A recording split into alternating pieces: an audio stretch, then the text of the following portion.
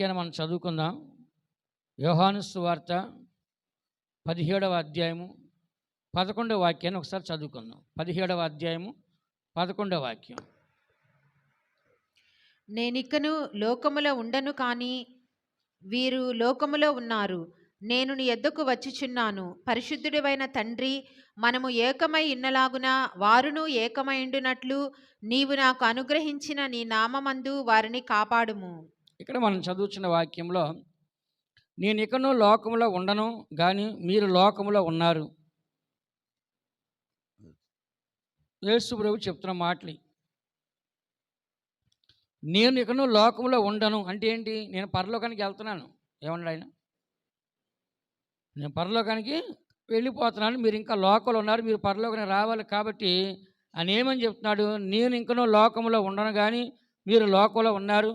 నేను నీ వద్దకు వచ్చున్నాను పరిశుద్ధమైన తండ్రి. ఎక్కడికి వెళ్తున్నాడు ఆయన? పరలోకానికి వెళ్తున్నాడు. తండ్రి, నేను నీ దగ్గరికి వస్తున్నాను. ఇటు మనుషులతో మాట్లాడుతున్నాడు, అటు దేవునితో మాట్లాడుతున్నాడు. ఇటు మనుషులతో ఉండను అంటున్నాడు, అటు దేవునితో ఉంటాను, నీ దగ్గరికి వస్తాను అంటున్నాడు. అర్థమవుతుంది మీకు అందరికీ? కాబట్టి ఏమో మనుషులు చెప్తున్నాడు, అయ్యా నేను వెళ్ళిపోతున్నాను మీ దగ్గర నుంచి అంటున్నాడు. అక్కడ దేవుడు చెప్తున్నాడు, తండ్రి నీ దగ్గరికి వస్తున్నానని చెప్తున్నాడు.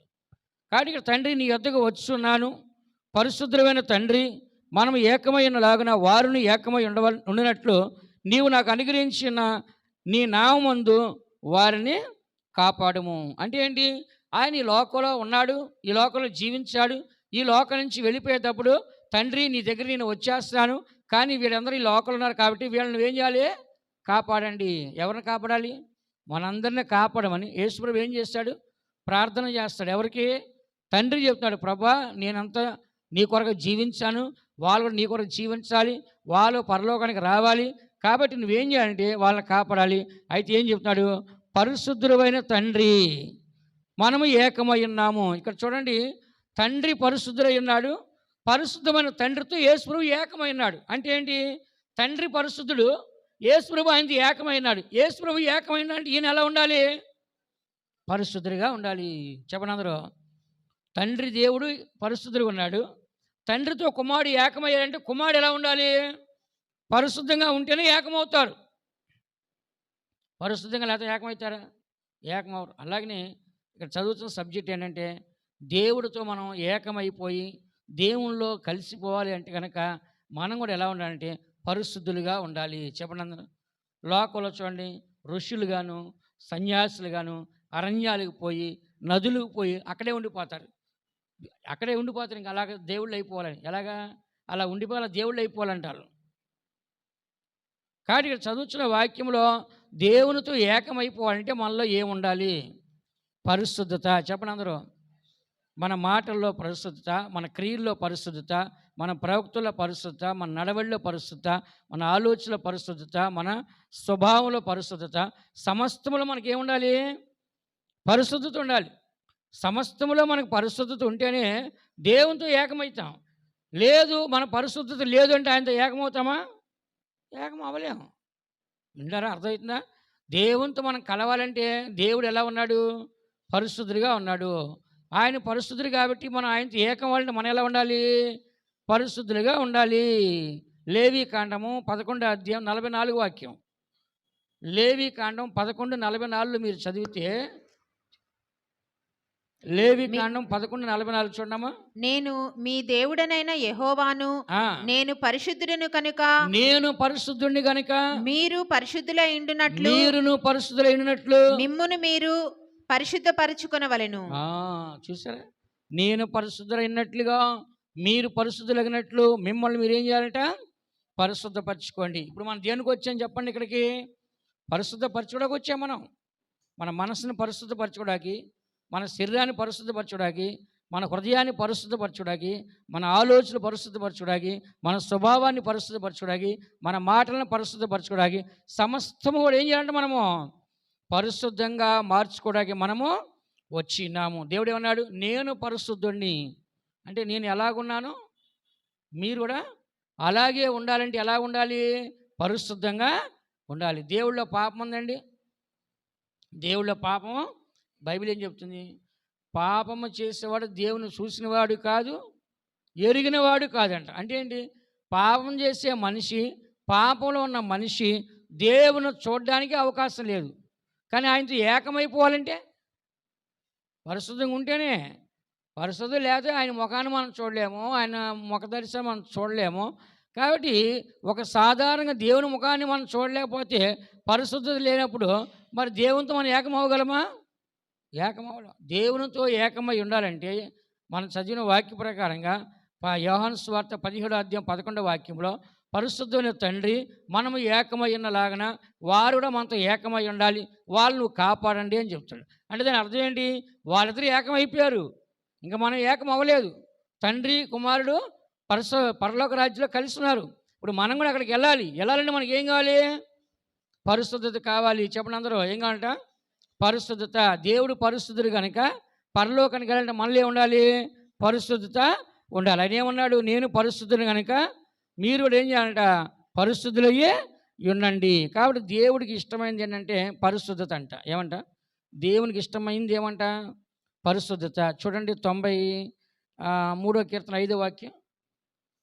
93వ కీర్తన 5వ వాక్యంలో ఏమని రాస్తుంది? నీ శాసనములు ఎన్నడూను తప్పిపోవు, యెహోవా ఎన్నటెన్నటికి పరిశుద్ధతయే నీ మందిరమునకు అనుకూలము. దేవుని యొక్క శాసనాలు, ఆజ్ఞలు, కట్టడాలు ఎప్పటికీ తప్పిపోవు. నీ యొక్క మందిరానికి పరిశుద్ధతే ఎన్నటెన్నటికే అనుకూలం. నీ దేహము దేవుని యొక్క ఆలయం. ఇప్పుడు మనం ఎవరమండి? దేవుని యొక్క ఆలయం అయినాం. మన దేహం ఎలా ఉండాలి? పరిశుద్ధంగా ఉండాలి. దేవుడు మనలో నివసించాలంటే మన దేహము, మన ఆత్మ, మన హృదయము, మన మనస్సు ఎలా ఉండాలి? పరిశుద్ధంగా ఉండాలి. కాబట్టి ఇక్కడ చదువుతున్న వాక్యంలో దేవునికి అనుకూలమైంది, దేవునికి ఇష్టమైనది ఏమంట? ఎన్నటెన్నటికంటే ఎప్పటికీ ఆయనకి పరిస్థితి అనుకూలము. 99వ కీర్తన 3వ వాక్యం చూడమ్మా. 99:3. భయంకరమైన నీ గొప్ప నామమును వారు స్తుతించెదరు, యెహోవా పరిశుద్ధుడు. దేవుణ్ణి గొప్ప నామమును స్తుతిస్తున్నారు. కారణం ఏంటి? పరిశుద్ధుడు. కానీ ఆయన పరిశుద్ధుడు కాబట్టి ఆయన స్తుతించబడుచున్నాడు. పరిశుద్ధ కాని వారిని స్తుతిస్తారండి? ఎవరు పరిశుద్ధులో వాళ్ళని ఏం చేస్తారంట? స్తుతిస్తుంటారు. స్తుతులకి స్తోత్రాలకు ఆయన అర్హుడు. యెషయా గ్రంథము 6వ అధ్యాయం 3వ వాక్యం ఏమని రాస్తుంది? దేవుడు పరిశుద్ధుడు, పరిశుద్ధుడు, పరిశుద్ధులని గాన ప్రతిగానములు చేస్తున్నారు. చదవండి. వారు సైన్యములకు అధిపతియగు యెహోవా పరిశుద్ధుడు, పరిశుద్ధుడు, పరిశుద్ధుడు, సర్వలోకము ఆయన మహిమతో నిండి ఉన్నది అని గొప్ప స్వరముతో గాన ప్రతిగానములు చేయుచుండిరి. ఇక్కడ పరిశుద్ధుడు, పరిశుద్ధుడు, పరిశుద్ధుడు ఎన్నిసార్లు అంటున్నారు? చెప్పండి. 3 సార్లు. ఎన్నిసార్లు అంట? 3 సార్లు. కాబట్టి తండ్రి పరిశుద్ధుడు, కుమారుడు పరిశుద్ధుడు, పరిశుద్ధ ఆత్మ పరిశుద్ధం. కాబట్టి పరలోక రాజ్యంలో వినపడే శబ్దం ఏమంట? పరిశుద్ధుడు, పరిశుద్ధుడు, పరిశుద్ధుడు.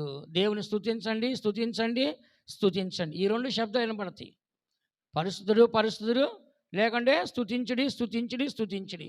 ఈ 2 శబ్దాలు మాత్రము వినపడుతుంది. అందుకని దేవుని బిడ్డ మనందరం కూడా ఈ వాక్యాన్ని మనం చదువుచున్నాం. దేవుడు పరిశుద్ధుడు కాబట్టి మనం కూడా పరిశుద్ధులు ఉంటేనే ఆయనతో మనం కలుస్తాము.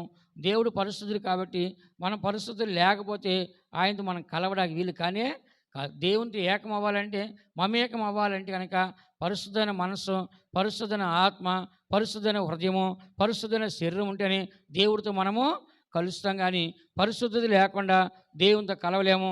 ఆయన ఎన్నటెన్నటిగా ఆయన అనుకూలంతో పరిశుద్ధతే. ఆయన నామం గొప్ప నామం కాబట్టి, ఆయన పరిశుద్ధుడు కాబట్టి ఆయన ఎల్లప్పుడూ కూడా అందరూ ఏం చేస్తారంట? స్తుతిస్తూ ఉన్నారు. అందుకని దేవుణ్ణి ఎల్లప్పుడూ స్తుతించేది, లేకుండా దేవుని యొక్క నామాన్ని ఎందుకు పొగుడుతున్నారంటే ఎల్లప్పుడూ ఆయన పరిశుద్ధుడు. ఇప్పుడు మనిషి ఉన్నాడు, మంచి పని చేస్తాడు, మంచిగానే స్తుతిస్తారు, ఘనపరుస్తారు. చెడ్డ పని చేస్తాడు, ఊరంతా చెప్తారు కదా. మనుషుల్లో ఏది ఉందో అది చెప్తున్నారు. అలాగే దేవుళ్ళు ఏముందంట? పరిశుద్ధే ఉంది కాబట్టి ఎప్పటికీ పరిశుద్ధుడు, పరిశుద్ధుడు. ఎందుకని ఇంకోటి లేదు ఆయన దగ్గర. మనుషులు అయితే ఏముంది? పాపం ఉంది కాబట్టి కొన్నిసార్లు ఏమంటారు? ఆడు పాపం చేస్తాడరా అంటారు. లేదు మంచి పని చేస్తారు, ఆడు మంచి పని చేస్తాడు. మనలో మార్పు వస్తుంది. కానీ దేవుళ్ళు ఏమొస్తుంది? మార్పు లేదు. ఎప్పుడు నిన్న నేడు నిరంతరము ఏకరీతిగా ఉంటాడు. ఆయనలో ఏ చెడుతనం అనేది రాదు. తన స్వభావానికి విరోధంగా తాను ఏమీ చేయడు. తన స్వభావాన్ని ఆయన ఎప్పుడు పాడు చేసుకోడు. మనం ఏం చేస్తాం? కొన్ని సందర్భాలు అబద్ధం ఆడేస్తాం, కొన్ని సందర్భాలు తిట్టేస్తుంటాం, కొన్ని సందర్భాలు కొట్టేస్తుంటాం, కొన్ని సందర్భాలు మోసం చేస్తుంటాం. ఇలాగ మన స్వభావాన్ని ఏం చేస్తాం? మనము మార్చుకుంటాం. కానీ దేవుడు ఏం చేస్తాడు? తన స్వభావాన్ని ఎంత మాత్రమో మార్చుకోడు. కానీ మనుషులు ఏం చేస్తారు? తమ స్వభావాన్ని మార్చుకుంటారు. కానీ దేవుడు తన స్వభావాన్ని మార్చుకోడు. 96 కీర్తన 9 వాక్యం ఒకసారి చదవండి. 96 కీర్తన 9 వాక్యం. పరిశుద్ధ అలంకారములు ధరించుకొని యెహోవాకు నమస్కారము చేయుడి, సర్వభూజనులారా ఆయన సన్నిధిని వణకుడి. దేవునికి పరిశుద్ధ అలంకారం ధరించుకొని నమస్కారం చేయాలంట. దేవుని దగ్గరికి వెళ్ళే దేవుని పిల్లలు, ఆయన పాద సన్నిధికి వెళ్ళే దేవుని పిల్లలు, పరలోకానికి వెళ్ళే దేవుని పిల్లలు ఏమి చేయాలి అంటే కనుక పరిశుద్ధ అలంకారాలు ధరించుకోవాలి. ఏ అలంకారం అంట? చెప్పండి, అందరూ చెప్పండి. ఏ అలంకారం అంట? పరిశుద్ధమైన అలంకారాలు, మామూలు అలంకారాలు కాదండి. దేవునికి అలంకారం అంటే పరిశుద్ధత. ఈ లోకంలో బంగారంతోనూ వెండితోనూ ఇత్తడితోనూ పలు రకాలుగా అలంకారం చేసుకుంటారు. కానీ దేవుని దగ్గరికి వెళ్ళేవారు ఎలా అలంకారం చేసుకోవాలంట? పరిశుద్ధ అలంకారము. ఏ అలంకారం అంట? పరిశుద్ధమైన అలంకారం. అందుకని దేవుడికి ఇష్టమైనది ఏంటంటే పరిశుద్ధమైన అలంకారము. లోకంలో బంగారము, వెండి, ఇంకా పలు రకాల అలంకారాలతో మనుషులు కనబడుతున్నారు. దేవుడు క్షయమైన అలంకారము, అక్షయ అలంకారం దేవుడు క్షయమయ అలంకారం దేవుడు తీసుకుని, కానీ అక్షయ అంతరంగ అలంకారం దేవునికే అలంకారంగా ఉండాలి. ఎందుకంటే పైన చోట దేవుడు ఎక్కడ చూస్తాడు? హృదయంలో చూస్తాడు, మనసులో చూస్తాడు, ఆత్మలో చూస్తాడు. దేవుడికి కావాల్సిన పైరూపం కాదు. అందుకే దేవుడు మనలో నివాసం చేయాలంటే దేవుని యొక్క పాదసేవ మనం వెళ్ళాలంటే 1 కొరింథీ 3వ అధ్యాయము 16 వాక్యం చూడండి. 1 కొరింథీ 3:16. మీరు దేవుని ఆలయమై ఉన్నారనియు దేవుని ఆత్మ మీలో నివసించుచున్నాడనియు మీరెరుగరా? కాబట్టి ఇక్కడ దేవుని ఆలయమై ఉన్నారనియు దేవుని ఆత్మ మీలో నివసించాలని మీరు ఎరుగురా? ఆ ఆలయం పరిశుద్ధమైంది, మీరే ఆ ఆలయం అని కింద రాస్తుంది. కానీ ఆ ఆలయం పరిశుద్ధంగా ఉండాలి. దేవుడు నివాసం చేయాలి. మన దగ్గరికి వచ్చి దేవుడు మనలో ఉండాలంటే, దేవుడు మనలో ఏకమైపోయి దేవుళ్ళో మనం ఏకమైపోవాలంటే, దేవుళ్ళో మనకి స్థానం కావాలంటే మనలో ఏం కావాలి? పరిశుద్ధత. చెప్పండి అందరూ. పరిశుద్ధత. దేవుడికి కావాల్సిన ఏ అలంకారం అంట? పరిశుద్ధ అలంకారం. అక్షయ అలంకారం కాదు. దేవుడికి కావాల్సింది పరిశుద్ధమైన అలంకారం. ఈ లోకంలో క్షయమైపోయే అలంకారం. ఈ మధ్యకాలంలో ఏం చేస్తున్నారు చెప్పండి? డబ్బులు లేక అందరూ రోల్డ్ గోల్డ్ వేసుకుంటున్నారు. ఎక్కడికి పోయినా ఒక 1/2 కేజీ వేసుకున్నారు మీద. ఏ గోల్డ్ అది? అవి వేసుకుని ఏమైపోతుంది? ఆ మెడంతా తినేస్తుంది. ఆ గొలుసు ఎంత ఇనపది అది. ఆ ఇనుము ఏం చేస్తుంది? మెడంతా గజ్జిలాగా చేసి పుండ్లు చేస్తుంది. చెవులు పుండ్లు పడిపోతున్నాయి, మెడ పుండు పడిపోతుంది. ఏమైపోతుంది? అంతా ఇనుము ఒంటి మీద వేసుకుంటారు ఎవరన్నా? కానీ ఇప్పుడు వేసుకుంటున్నారు. ఏంటది? రోల్డ్ గోల్డ్, బంగారం. ఏం చేస్తున్నారు? తప్పదు, ఒంటి మీద ఏది లేకపోతే బాగోదు అని చెప్పి ఏం చేస్తున్నారు? ఆ బంగారాన్ని వేసుకున్నారు. ఏ బంగారం అది? చెప్పండి. పిచ్చి బంగారం. ఏమంటా? పిచ్చి బంగారం. కాబట్టి ఇవన్నీ కూడా నశించిపోయే అలంకారం అండి. దేవుడికి కావాల్సింది పరిశుద్ధ అలంకారము. ఏ అలంకారం అంట? దేవుడికి ఇట్లాంటి చెత్త అలంకారం వద్దంట. దేవుడికి కావాల్సిన ఏ అలంకారము? పరిశుద్ధమైన అలంకారం కావాలంట. ఈ చెత్త అలంకారం వలన దేవుని యొక్క నామం మహిమ వస్తుందా? రాదు. ఆ మాట చదవండి. 1 పేతురు 3వ అధ్యాయం. 1 పేతురు 3వ అధ్యాయము 4వ వాక్యం చదవండి, 5వ వాక్యం చదవండి. సాధువైనట్టియు మృదువైనట్టియునైనా గుణమను అక్షయ అలంకారము గల మీ హృదయపు అంతరంగ స్వభావము మీకు అలంకారముగా ఉండవలెను. అది దేవుని దృష్టికి మిగిల విలువ కలది. అటువలే పూర్వము దేవుని ఆశ్రయించిన పరిశుద్ధ స్త్రీలను తమ స్వపరుషులకు లోబడిండుట చేత తమ్మును తాము అలంకరించుకొనిరి. ఇక్కడ మనం చదువుతున్న వాక్యంలో ఏం అలంకారం ఉంటుంది చెప్పండి? సాధువైనటియు మృదువైనటియునైనా గుణమును అక్షయ అలంకారము గల మీ హృదయపు అంతరంగ స్వభావమును మీకు అలంకారంగా ఉండవలను. అది దేవునికి మిగుల విలువ కలది. అటువలే పూర్వం దేవుని ఆశ్రయించిన పరిశుద్ధ స్త్రీలు. ఎవరంటారు? చెప్పండి అందరూ. ఎవరంటారు? పరిశుద్ధ స్త్రీలు అంటారు. పరిశుద్ధంగా జీవించారు. హృదయంలో అంతరంగంలో పరిశుద్ధంగా ఉన్నారంట. అక్షయ అలంకారం కాదు, అంతరంగ అలంకారం. అంతరంగ అలంకారంలో పరిశుద్ధంగా ఉండబట్టి వాళ్ళ భర్తలను మార్చుకున్నారు. వాళ్ళ భర్తలు వాళ్ళ మాట విన్నారు. ప్రేమగాను, ఐక్యతగాను, సమాధానంగాను వాళ్ళు సంతోషంగా జీవించినారు. అందుకని మన అందరూ కూడా దేవుడికి అనుకూలమైన పరిశుద్ధత మనలో ఉండాలి. దేవుడు పరిశుద్ధులైన తండ్రి, మనం ఏకమైనట్లుగా వారు కూడా మనతో ఏకం అవ్వాలి, వాళ్ళని కాపాడండి అని యేసు ప్రభువు ప్రార్థన చేసి వెళ్ళినాడు. నిజమే, మనం కూడా తండ్రి దేవుడు ఎలాగో పరిశుద్ధుడో అలాగనే మనం కూడా ఒకరికొకరు పరిశుద్ధంగా దేవునికి ఇష్టమైన బిడ్డగా ఉండాలి. దేవుడు పరిశుద్ధుడు, పూజింపదగిన వాడు. ఆ మాట చదవండి. నిర్గమాకాండం 15వ అధ్యాయము 11వ వాక్యం చదవండి. నిర్గమాకాండము 15వ అధ్యాయము 11వ వాక్యం చూడండి. యెహోవా వేల్పులలో నీ వంటి వాడెవడు? పరిశుద్ధతను బట్టి నీవు మహానీయుడవు, స్తుతి కీర్తనలు బట్టి చాలు. పూజ్యుడవు. పరిశుద్ధతలో నీవు మహానీయుడువు. వేలుపుళ్ళు అంటే దేవతల్లో, దేవతల్లో నువ్వు మహానీయుడువు, పరిశుద్ధతలో మహానీయుడువు. నీ వంటి గొప్ప దేవుడు లేడు. ఆయన ఏముందంటే పరిశుద్ధం. అనేక దేవుళ్ళు దేవత అన్నవారు శరీరంతో ఉన్నారు, శరీర సందన భార్యలను పెట్టుకున్నారు, శరీర సందన జీవితాలు చేశారు. కానీ తండ్రి అయిన దేవుడు మహిమ గలవాడు. ఆయన పెళ్లి లేదు, శరీరం లేదు, భార్య పిల్లలు, శరీర సందనాలకు ఏది కూడా లేదు, క్షయమైపోయి ఏది కూడా ఆయన దగ్గర లేదు. అందుకని చదువుచున్న దేవుడు పరిశుద్ధుడు కాబట్టి మనం కూడా పరిశుద్ధంగా ఉంటేనే ఆయనతో ఏకమవ్వగలము, ఆయనతో కలిసిపోగలము, ఆయనతో పరలోక రాజ్యాన్ని మనము వెళ్ళగలము. అందుకని ప్రతి దినం కూడా మనకి ఏముండాలంటే దేవుని వాక్యం ఉండాలి. ఏముండాలంట? దేవుని వాక్యం రోజు మనం చదవాలి. అందుకే బైబిల్ రాస్తుంది, వాక్యము చేత ఉతక స్నానం చేత పరిశుద్ధపరిచని రాస్తుంది. అంటే మనిషిని పరిశుద్ధపరిచేది ఎవరండి?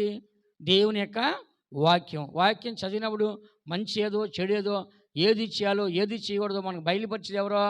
దేవుని యొక్క వాక్యము. అందుకని దేవుని బిడ్డ మనము, ఒక మనిషి మనకు మంచి చెప్తాడు, కానీ ఆ మనిషి తప్పు చేస్తాడు, అప్పుడు దానికి వాల్యూ ఉంటుందా? మంచి చెప్తాడు, తప్పు చేస్తాడు, రేపు అతను చెప్పిన మంచి దానికి వాల్యూ ఉంటుందా? ఉండదు. ఎందుకని? మంచి చెప్పాడు, కానీ ఇప్పుడు అతను ఏం చేశాడు? తప్పు చేశాడు. అలాగే దేవుడు అలా కాదు, మంచి చెప్పాడు, మంచిగా జీవించాడు కాబట్టి దేవుని మాట ఎప్పుడు వాల్యూ ఉందా లేదా? ఎప్పటికీ వాల్యూ ఉండదు. ఎందుకని? ఆయన పరిశుద్ధుడు, ఆయన మాట పరిశుద్ధమైంది. ఆ మాటకి ఏముందంట? వాల్యూ ఉంది. కానీ మనుషుల మాటకి వాల్యూ ఉందా? విలువ లేదు. ఎందుకంటే ఆ మనిషి పరిశుద్ధంగా ఉండలేడు, చెప్తాడు కానీ అలాగూ చేయలేడు. కానీ ఇక్కడ మనం చదువుతున్న యేసు ప్రభు కాదు, తండ్రి, ఇద్దరు కూడా పరిశుద్ధులుగా జీవించారు, పరిశుద్ధులుగా ఆజ్ఞలు ఇచ్చారు, పరిశుద్ధంగా మనకు చెప్పారు. అలాగే వాళ్ళు నెరవేర్చారు కాబట్టి వాళ్ళ మాటకు ఒక విలువ అనేది ఉంది. మనం కూడా ఈ దినాల్లో దేవుని వాక్యానికి ఒక విలువ ఇవ్వాలి. 119 కీర్తన 9 వాక్యం చూడమ్మా. 119 కీర్తన 9 వాక్యం ఒకసారి చదవండి. యవనస్తులు దేని చేత తమ నడత శుద్ధిపరచుకుందరు? నీ వాక్యమును బట్టి దానిని జాగ్రత్తగా చూచుకొనుట చేతనే కదా. యవనస్తులు వయసులో ఉంటారు, ఎన్నో తప్పులు చేస్తున్నారు, ఉడుకు రక్తము, ఉడుకు వయస్సు. కాబట్టి యవనస్తులు దేని చేత తమ నడకను శుద్ధి చేసుకుందరు? నీ వాక్యమును బట్టి జాగ్రత్తగా చూసుకోండి. కాబట్టి ఒక వయసులో ఉన్న మనిషి తప్పు చేస్తున్నాడు, తప్పు చేయకుండా ఉండాలి అంటే అతనికి ఏం కావాలంట? దేవుని యొక్క వాక్యము కావాలి. దేవుని వాక్యం వల్లనే మనుషుడు ఏమవుతున్నాడు? పరిశుద్ధంగా మారుతున్నాడు, తన పాపలన్నీ కడిగి వేసుకుంటున్నాడు. దావీదు ఏం చెప్పాడు? పైన 9వ వాక్యం 11వ వాక్యం ఏం చెప్పాడు? నీ ఎదుట నేను పాపం చేయకున్నట్టు నా హృదయంలో నీ వాక్యాన్ని ఉంచుకున్నాను. కాబట్టి మనం పాపం చేయకుండా పవిత్రంగా ఉండాలంటే మన హృదయంలో ఏముండాలండి? వాక్యం. అంటే ఏంటి? వాక్యం అంటే ఎవరో? దేవుడే. ఆది యందు వాక్యం ఉన్న, వాక్యం దేవుని వద్ద ఉన్న, వాక్యమే దేవుడు అన్నాడు. దేవుడు మాట ఒక పరిశుద్ధమైంది. ఆ పరిశుద్ధమైన మాట మనలో ఉంటే పాపం మనము చెయ్యం. అందరు కళ్ళు మూసుకోండి. దేవుని సందుకు వచ్చే మన అందరం కూడా మన యొక్క జీవితాల్లో ఎల్లప్పుడూ కూడా మనము ఒక పరిశుద్ధులు కనపడాలి. దేవుడు యేసు ప్రభు చెప్పాడు, తండ్రి, పరిశుద్ధులైన తండ్రి, మనం ఏకమైనట్లుగా వారు కూడా మనతో ఏకం అవ్వాలని చెప్తున్నాడు యేసు ప్రభు. కాబట్టి తండ్రితో మనం ఏకం అవ్వాలంటే, పరలోకంలో యేసు ప్రభుతో ఏకం అవ్వాలంటే, పరిశుద్ధమైన రాజ్యంలో మనం ఏకం అవ్వాలంటే మనలో పరిశుద్ధత కావాలి. మనలో ఈ పాప లోకము, పాప మనుషులు, పాప కార్యాలు, పాప ఆలోచనలు, పాప తలంపులు, పాప క్రియలు, పాప ప్రవర్తన, పాప నడవడి, పాప స్వభావాలు మనం విడిచిపెట్టాలి. పగలు, ద్వేషములు, కక్షలు, ఈర్ష్యలు, అసూయలు, విరోధ భావాలు, శత్రుత్వాలు, ద్వేషాలు మనం తొలగించాలి. ఈ లోకంలో పరిశుద్ధ స్త్రీలు ఎలా ఉన్నారు? దేవుడికి పరిశుద్ధి ఎనడానికి అనుకూలం ఉందో, ఆయన నామం గొప్ప నామం, భయంకర నామం, పరిశుద్ధమైన నామము. కాబట్టి ఆయన ఎలాగ పరిశుద్ధులైనాడు అలాగే పరిశుద్ధులుగా మనం కనపడాలి. పరిశుద్ధత లేకుండా ఎవడో ప్రభువుని చూడలేడు. కాబట్టి పరలోకానికి వెళ్ళాలంటే పరిశుద్ధత కావాలి, దేవుని చూడాలంటే పరిశుద్ధత కావాలి, దేవునితో ఏకమై ఉండాలంటే పరిశుద్ధత కావాలి. మన సమస్త ప్రవక్తలో పరిశుద్ధత కలిగి పరిశుద్ధులుగా జీవించకు దేవుడు మనకు సహాయించను గాక. దేవుడు మనల్ని ఆశ్రయించను గాక. పరిశుద్ధతలో మహనీయుడైన మా యెహోవాకు స్తుతి స్తోత్రం. పరిశుద్ధతలో మహనీయుడైన మా యెహోవాకు స్తుతి స్తోత్రం. కృపచేత మమ్ము కాచిరి స్తుతిగానం చేసేదం. కృపచేత మమ్ము కాచిరి స్తుతిగానం చేసేదం. స్తోత్రాయ్ స్తోత్రాయ్ స్తోత్రాయ్ స్తోత్రాయ్ స్తోత్రం. దేవుడు మన కూటంతా ఆశ్రయించేందుకు స్తోత్రించదమా. స్తోత్రాయ్ స్తోత్రాయ్ స్తోత్రాయ్ స్తోత్రం. పాటలు ప్రార్థన వాక్యం ఆశ్రయించారు కాబట్టి స్తోత్రించదమా. స్తోత్రాయ్ స్తోత్రాయ్ స్తోత్రాయ్ స్తోత్రాయ్ స్తోత్రాయ్ స్తోత్ర. మరి 3 కూటాలు కూడా దేవుడు శుద్ధికరణ కూటాలని ఆశీర్వాదకరంగా మహిమకరంగా మార్చినందుకు స్తోత్రించదమా. స్తోత్రాయ్ స్తోత్రాయ్ స్తోత్రాయ్ స్తోత్రాయ్ స్తోత్ర. మనందరం దేవుడు శుద్ధీకరించినారు కాబట్టి స్తోత్రించదమా. స్తోత్రాయ్ స్తోత్రాయ్ స్తోత్రాయ్ స్తోత్రాయ్ స్తోత్ర. ఎంతమంది రాలేకున్నారు వాళ్ళు కూడా దేవుడు శుద్ధీకరించినట్లుగా స్తోత్రించదమా. స్తోత్రాయ్ స్తోత్రాయ్ స్తోత్ర. సాయంత్రము రేపు ఉదయం రేపు సాయంత్రం కూటాల్లో అందరూ పాల్గొని ఆశీర్వాదం పొందడానికి దేవుడు సాయం చేయట్లుగా స్తోత్రించదమా. స్తోత్రాయ్ స్తోత్రాయ్ స్తోత్రాయ్ స్తోత్రాయ్ స్తోత్ర. వచ్చి వారందరినీ ఆశ్రయించి వెలుచున్న దేవుడు కాపాడినట్లుగా స్తోత్రించదమా. స్తోత్రాయ్ స్తోత్రాయ్ స్తోత్ర. తండ్రి కుమార పరిశుద్ధాన్ని స్తోత్రించదమా. స్తోత్రాయ్ స్తోత్ర. ప్రభుత్వ రాబోచలం పరిశుద్ధపరిచి ఆయన రాకడికి సిద్ధపరచట్లుగా స్తోత్రించదమా. స్తోత్రాయ్ స్తోత్రాయ్ స్తోత్రాయ్ ప్రార్థించు. స్తోత్రం స్తోత్రం దేవా, పరిశుద్ధమైన మా తండ్రి మీ యొక్క పరిశుద్ధ నామమునకు స్తోత్రం చెల్లిస్తున్నామయ్యా. ఈ యొక్క 3వ శుద్ధీకరణ కూటానికి మమ్మల్ని అందరినీ కూడా మీ సముఖానికి సమకూర్చి ప్రభా మేమందరం కూడా మీ సన్నిధానంలో ప్రార్థించుటకును మమ్మల్ని మేము శుద్ధీకరించుకోవడానికి మీరు మాకు ఇచ్చిన కృప కొరకు మీకు స్తోత్రం.